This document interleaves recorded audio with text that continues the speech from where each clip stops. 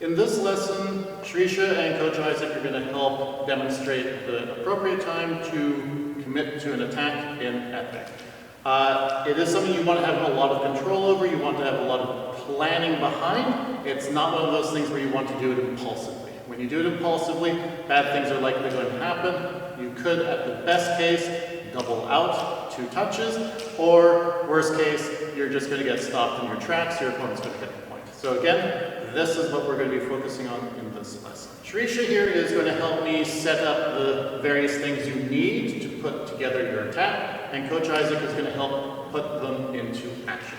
So there are 3 things that you're going to want to have to start your attack. First thing is distance. If you're too close, it's too late to start planning your attack. You're just going to get hit in the preparation. So you want nice separation. Here's my blade. I can't really contact Shrisha, so this is safe. I can start my planning here. This is going to lead us into the second thing you want. You want timing. So timing is contingent on what you see. Timing is when you've made your decision on what you're going to do, and you put it into action. Observation, what you're observing your opponent do, is going to be integral to that. So if I want to attack, I'm looking at Shrisha. If she's moving around, if I step forward and she steps back, I know it's not a safe time for me to attack because of the distance. The separation is still pretty significant. So same thing, if I'm moving around, I step forward just a little bit, Shrisha doesn't move, and I can go, okay, this is a good time for me to attack. There's not a lot of separation, she's not very responsive, maybe she's a little more flat-footed, maybe she's just not noticing that I've stepped forward. This is the right time for me to attack.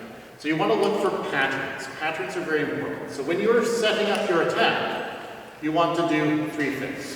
First thing you want to do is set your distance. So I'm opposed to Shrisha on this side. I'm moving around, Shrisha's not really moving too much. I've decided I want to make a flesh, so I have to read the situation. I have separation, so I can plan. All right, she's not moving. I'm going to step forward and see if I elicit a response. Nothing happens, and I go, okay. So I'm going to close the distance again, just a little bit, and I finish. What I'm doing is I'm trying to establish a pattern. See if she responds to it. If she doesn't, then I can go. So the attack is not impulsive. You want to have a lot of setup in that action.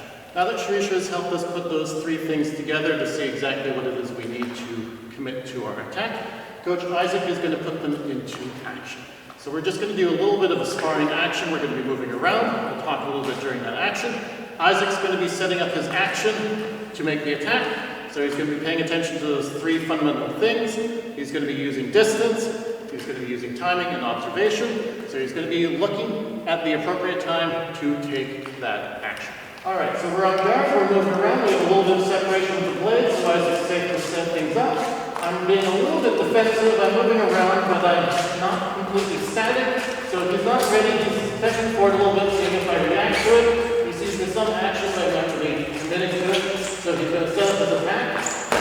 And the risk there is he did a step in. So he reduced too much distance, he's bringing himself into a dangerous zone. So he's going to try that action again, but this time he's aware of the distance change.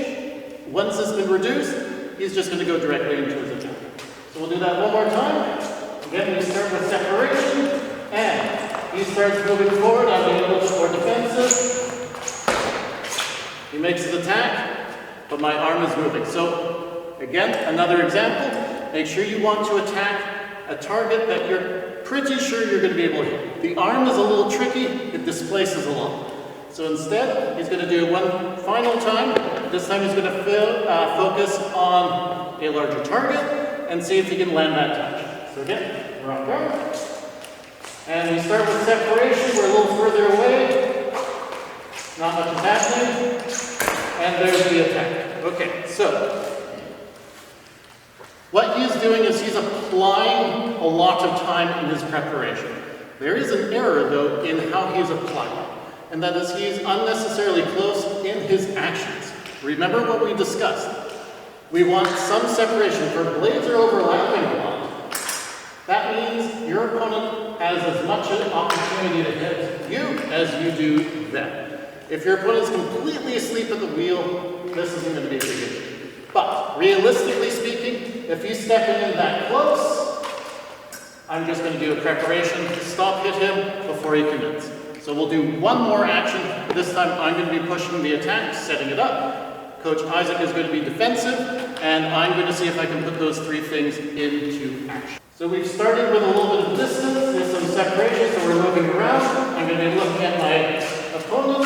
I'm closing distance just a little bit. I'm not completely invested in my attack.